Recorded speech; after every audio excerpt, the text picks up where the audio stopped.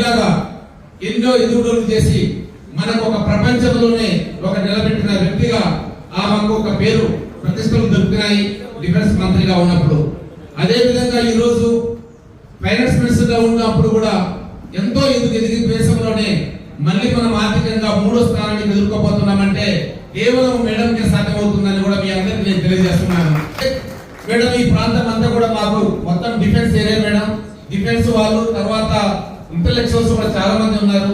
ఎందుకంటే అన్ని సర్వీసెస్ ఇక్కడ పనిచేసిన వాళ్ళు ఉన్నారు కాబట్టి ఇందులో ఈ విషయాలను కొన్ని మీ దృష్టికి నేను తీసుకురావాలనుకున్నాను. ఒకటి ఎన్నో సంవత్సరములుగా ఉన్నటువంటి దాదాపుగా 40 సంవత్సరములుగా ఉన్నటువంటి పెండింగ్ ఇష్యూను మీ ప్రభుత్వము మన ప్రభుత్వము మోదీ ప్రభుత్వము ఓఆర్ఓపి తీసుకొచ్చేసి దాదాపుగా 90% కంప్లీట్ చేసిన ఘనత మన భారతీయ జనతా పార్టీ ప్రభుత్వానికి నరేంద్ర మోదీ గారికి దక్కుతుందని కూడా మీ అందరికీ నేను తెలియజేస్తున్నాను. 10% మాత్రం మిగిలిందని కొంతమంది రిప్రజెంటేషన్ ఇస్తున్నారు. అది మీ దృష్టికి వచ్చి ఉండొచ్చు. అది కొంచెం మీరు పూర్తి చేస్తారని మా మనవి మేడం. అలాగే ఇకపోతే మేడం మేమందరం కూడా ఆర్మీ నుంచి రిటైర్మెంట్ అయిన తర్వాత ఎంతో మంది ఇక్కడ వైద్యం పట్ల ECHS ex service man contribution health scheme మీద డిపెండ్ అవుతున్నారు. అక్కడ ఎంపానల్మెంట్ హాస్పిటల్ కు ట్రీట్మెంట్ లో కొన్ని ఇబ్బందులు కలుగుతున్నాయనేది వాస్తవము. అందులో పేమెంట్ డిలే అవుతున్న దాని వల్ల పేమెంట్ వల్ల ఎంపానల్మెంట్ డీలింగ్ అవుతున్నాయనే విషయం కూడా మీ దృష్టికి తీసుకొస్తున్నాం. అది కూడా మన క్యాండిడేట్ చేస్తున్నాను. అలాగే మాకు అతి దగ్గరలో మిలిటరీ హాస్పిటల్ ఉంది మేడం. దాదాపుగా బ్రిటిష్ టైంలో నుంచి ఉన్నటువంటి మిలిటరీ హాస్పిటల్ దాన్ని ఆధునీకరణ చేసి కొత్త ఎక్విప్మెంట్ తోటి సూపర్ స్పెషాలిటీ హాస్పిటల్ ఈ ప్రాంతానికి మీరు దానికి చొరవ తీసుకొని ముందుకు తీసుకెళ్తే ఇక్కడ చాలా వరకు ప్రాధాన్యత వస్తుందని కూడా నేను భావిస్తున్నాను మేడం. దీనికి మీరు సహకరిస్తారని నేను మనవి చేసుకుంటున్నాను. ఇంకా పోతే ఈ రాష్ట్ర ప్రభుత్వం మాకు సిఎస్సి క్యాంటీన్ లో రేట్స్ విపరీతంగా ట్యాక్స్ పెంచారు కాబట్టి దీన్ని మీరు కొంచెం మీరు దృష్టిలో పెట్టుకొని ఈ విషయంలో కూడా మీరు సహకారం వస్తారని నేను కోరుతున్నాను.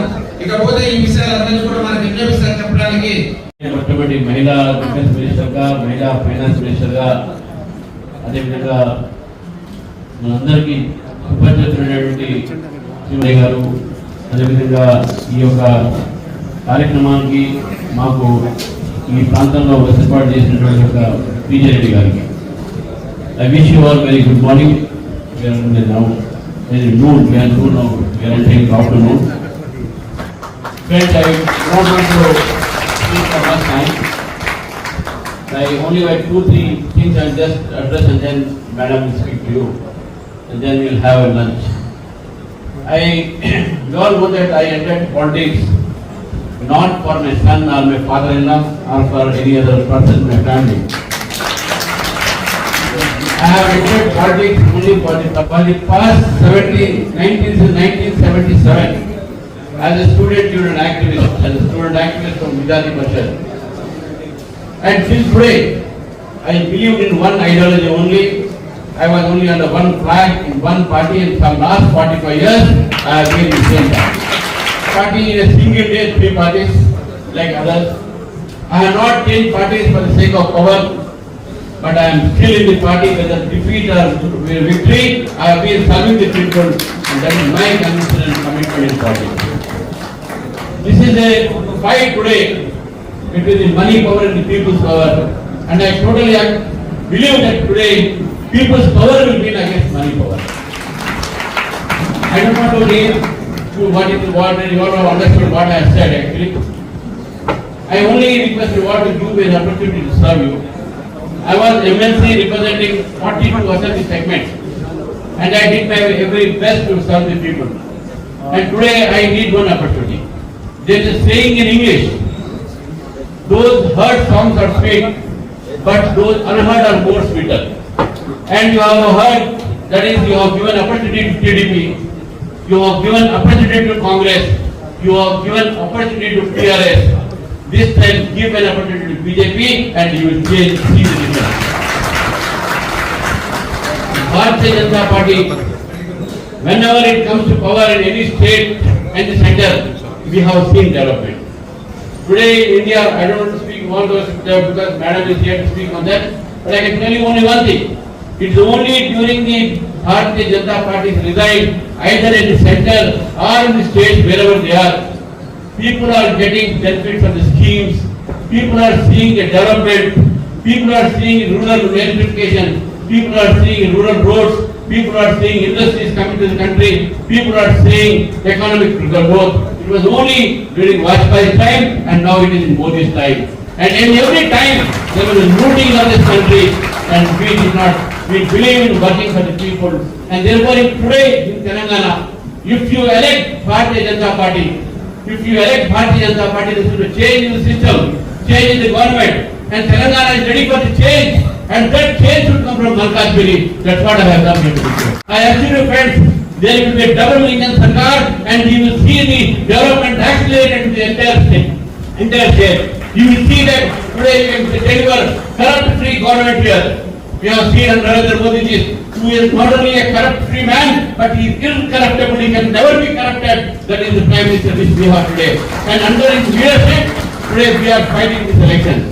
So therefore, friends, I would once again request you all, on 30th November, my major appeal to you is that kindly come out of your houses, kindly come for the voting, vote for BJP, vote for voters, but participate in the voting system, because vote is a very sacred right in democracy.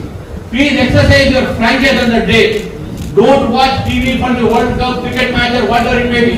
Come out for 1 hour, stand in the polling station queue, vote. Otherwise, for the 5 years you will suffer. You will suffer like anything. Therefore, friends, one thing lastly I would like to conclude by saying that I am only an advocate. I have no other business. I have no source of other income. I only go to court and whatever during my profession I earn, I have. I have no educational institutions to collect fees illegally. I have no land grabbing business. I have no other things except no other source of income, hidden source of income. My income and my life is a clean picture. I am a clean man, and that's what I come to the table with clean heart. Only to serve the people of Malkajgiri.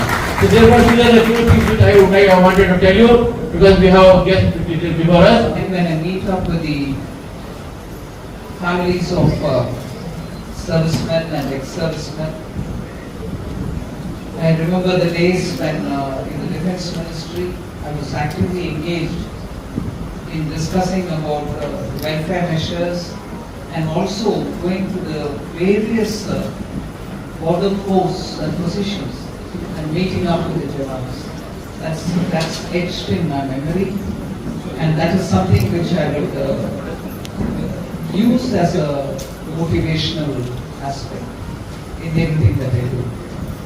Before I talk about the candidate, before I talk about the importance of this election, I just want to recall the few things about which, of course, you heard the organizers speak. The kind of steps that the Prime Minister Modi has taken for the defence personnel, whom he respects immensely, and it is not just for the sake of having gone to one of the border posts on one occasion. If you would recall, every Raksha Bandhan, every Deepavali, Prime Minister spends with the armed forces personnel in some border post. He's not doing it because he's the Prime Minister, he has to go there once. Even before becoming the Prime Minister, even probably before becoming the Chief Minister of Gujarat, when Kargil happened, he was one of those early people who went there, met up with the soldiers and the families, and understood the problem which they were facing. So that personal dedication to the Indian Armed Forces of the Prime Minister is repeatedly established for us to see, and that is something which I am sure all of you all would have noticed. जिन लोगों को हिंदी चाहिए, मेरा इतना अच्छा हिंदी नहीं है, फिर भी आपके लिए मैं एक पॉइंट बोलना चाह रही हूँ। उस समय एक इतना अर्जेंट विषय था, मुझे आश्चर्य लगा कि उसके ऊपर चर्चा शुरू हुआ, और जब मैं रक्षा मंत्री बनी उस समय वो ऑलमोस्ट डिसीजन मेकिंग पॉइंट पर पहुंचा। वो बात ये है कि हमारे जवानों को बुलेट प्रूफ जैकेट तक नहीं, not bullet proof jacket, they did not have any safety equipments. And 10 years of the government had passed, not one procurement was made. So the first of the things that we had to immediately procure from anywhere to give our jawans was bulletproof jackets. It frightened me because I've read somewhat some parts of what happened in 1962, the Indo-China War. Our lack of preparedness, our not heeding the voice of the armed forces in dealing with the situation were all causes, some causes. There are several others I can say for what happened in 1962. But in 2017 when I entered the ministry, if we were still talking of procuring bulletproof jackets and also bullets for their guns, they were holding the guns, but they didn't have a bullet to use. They were running short of stocks. So that's the level from which Prime Minister Modi had started strengthening the armed forces. The purchase of Rafale, especially when we were defending this in the Parliament, in the Lok Sabha, standing and answering questions on Rafale. As per the schedule, every aircraft had come and Indian Air Force felt, yes, now they have the capability to handle situations. So the decisions were taken in the national interest. There were no kickbacks or there were no companies with which we had any dealing done. So with that said, I just want to very quickly recall those specific benefits which Government of India under Prime Minister Modi has established and given for the defence forces. You know, you also heard about the one rank, one pension, which was a decision taken in 2015. Accordingly, 20.6 lakh ex-servicemen, 20.60 lakh ex-servicemen out of 25 lakh defence pensioners have benefited by it. The Prime Minister in his 2023 Independence Day address said 70,000 rupees, crores of rupees, 70,000 crores of rupees has reached ex-servicemen and their families. In February 2020, the central government met a long pending demand on granted parity to pre-2006 and post-2006 retirees holding the rank of Honorary Naib Subedar in the army with effect from January 1st, 2006. So that was extended and this has benefited more than 75,000 soldiers. So वो honorary नायब सूबेदार का rank देने के कारण 75,000 soldiers को उससे लाभ मिला. Government also decided to do away with the condition of 2014 में जब विभाजन हुआ, Telangana was a revenue-rich state. It had enough money. It had enough resources from which, or properties and assets from which it could earn. फिर उसके बाद ये भी सच है कि हैदराबाद को with all the investments इतना अच्छा शहर बनाया गया और केंद्र सरकार के investment policies के तहत you get a lot of FDIs coming into Hyderabad. Investments by multinational corporations are happening because the ecosystem has already been built, and at the time of division, Hyderabad was at the doorstep of receiving good investments, which is happening now. So one, you have revenue deficit, money is in your hand. You have a well-built city which is giving you all the investment and the companies coming and settling here. Above all, the youth of Telangana, girls and boys, are very hardworking and they've acquired a lot of skills. As a result, you are able to service these companies as well, give them jobs, give them the kind of exposure which gives the advantage. So, ऐसा ये करने कर भी वो चकटे बात ना वातावरण ఆ వాతావరణంలో 2014లో మీకు ఇంత మంచి సదుపాయాలతోటి ఉన్నట్టు ఒక రాజ్యం మీ చేతిలో వచ్చినాక దాన్ని ముందుకు తీసుకెళ్ళాలా? ఇంత అడ్వాంటేజ్ ఉన్నటువంటి స్టేట్ ని మంచిగా ఇన్వెస్ట్మెంట్ ని సదుపయోగం చేసుకొని రాష్ట్రానికి మంచి చేసి దేశానికి మంచి చేయడం పోయి తన సొంత కుటుంబాని కోసం, తన సొంత పార్టీ కోసం జనానికి రావాల్సిన డబ్బుని కూడా అటు వేరెక్కడో తిప్పేసి డెవలప్మెంట్ ని కంప్లీట్ గా మర్చిపోయి వచ్చే ఇన్వెస్ట్మెంట్ ఎలాగైనా వస్తున్నాయి, అది నేనే చేశాను అన్నట్టు గొప్ప మాటలు చూపించుకోండి. రెవెన్యూ సర్ప్లస్ గా ఉన్నటువంటి స్టేట్ ని రెవెన్యూ డెఫిసిట్ స్టేట్ గా మార్చిన ఘనత కేసీఆర్ గారు వచ్చారు. ఇంత ఒక చేతుల బంగారమైనటువంటి ఒక స్టేట్ కి ఇచ్చినాక దాన్ని ఇట్లా మార్చేసి ఇవాళ తెలంగాణ అప్పులు పాలైంది. నెక్స్ట్ 2 తరాలు 3 తరాలకి మన పిల్లలు అప్పు తీర్చడానికే బరీలు పెట్టాలి. అందుకే కదా ఇప్పుడు చెప్తున్నారు, నాకు ఆశ్చర్యం వేసింది.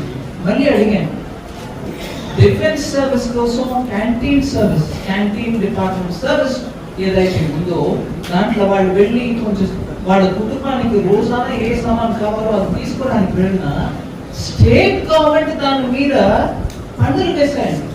Taxes have been levied on canteen stores department. I am shocked by this. అంటే దేశానికి సేవ చేసిన వాళ్ళకి మోదీ గారు ఒక సైడ్ ఇంకా ఏం చేయాలి, ఇంకా ఎంత వాళ్ళ పిల్లలకు చేయాలి, వాళ్ళ విడోస్ కు చేయాలని చూస్తూ పోతే ఇటువైపు క్యాంటీన్ స్టోర్స్ డిపార్ట్మెంట్ మీద ఎంత అన్నారు? 128% ట్యాక్స్ వేస్తున్న గవర్నమెంట్ ని, స్టేట్ గవర్నమెంట్ మీరు ఏం చేస్తారు? అక్కడ పోయి మీరు కొనేదేంటి? ఓ గ్రోసరీస్, లేదు ఇంటికి ఒక సూట్ కేసు, లేదు షాంపూ. దీని మీద 125 జిఎస్టీలో కూడా మనం చేయట్లేదు. లిక్కర్ ట్యాక్స్ వేస్తున్నారు. అందుకే లిక్కరు, పెట్రోల్, డీజిల్ జిఎస్టీలో రాకూడదని ఆపేసే కొన్ని స్టేట్ గవర్నమెంట్ వీళ్ళు కూడా ఉన్నారు. జిఎస్టీకి వచ్చేస్తే మీకు రీజనబుల్ రేట్ ట్యాక్స్ ఉంటుంది, ఎక్కువ కన్స్యూమింగ్ ఐటమ్స్ లో పెట్టండి.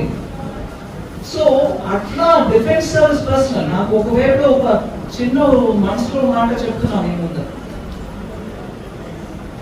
డిఫెన్స్ పర్సనల్ ఇంకా చేయాలి, మోదీ గారు ఇది చేయలేదు. ఇప్పుడు మాట్లాడుతున్నప్పుడు కూడా 90% ఓఆర్ఓపీకి దొరికింది. 90 అన్నారా, 95 అన్నారు. ఇంకా 10% చేయడంలో వదిలేసారు. అది కూడా మీరు చూడండి చెప్పేవాళ్ళు. నడుచుకొని వెళ్ళి టిఆర్ఎస్ ఆఫీస్ లో సెక్రటేరియట్ లో చెప్పారు 125% ట్యాక్స్ పెట్టేరేంటండి, మేము ఉప్పు జప్పు కారం కొనాలో దాన్ని అడుగుతాం.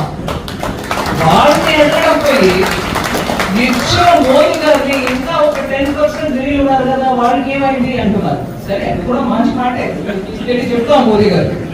బట్ ఇక్కడ జరుగుతున్నటువంటి ఇట్లాంటి బ్రేసన్ attack against our defense personnel and their families, are we not going to question them?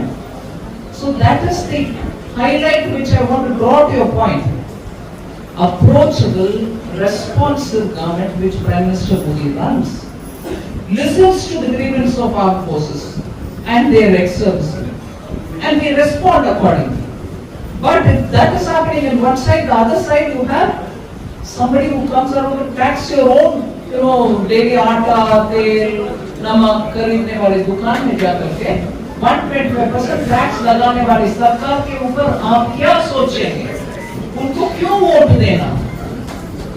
आप मल्काजगिरी कॉन्स्टिट्यूएंसी में एक संदेश दो, ऐसे देश के लिए जान देने वाले सोल्जर्स के परिवार के खिलाफ ऐसे टैक्स लगाने वाले को आपका वोट नहीं मिलना चाहिए।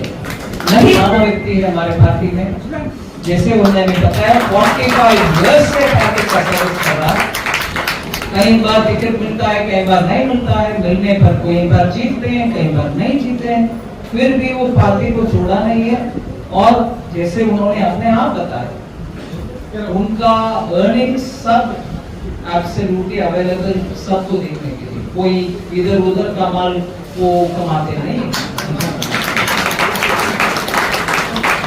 डिफेंस पर्सनल जिनको ये ट्रांसपेरेंसी पसंद आना चाहिए, आप इसको गौर से देखिए, रिकग्नाइज करिए और ऐसे एक व्यक्ति जो राजनीति में थोड़ा प्रिंसिपल राजनीति चलाने के लिए उस रास्ते में चलाने के लिए कोशिश कर रहे हैं, उनके समर्थन में आप आना चाहिए।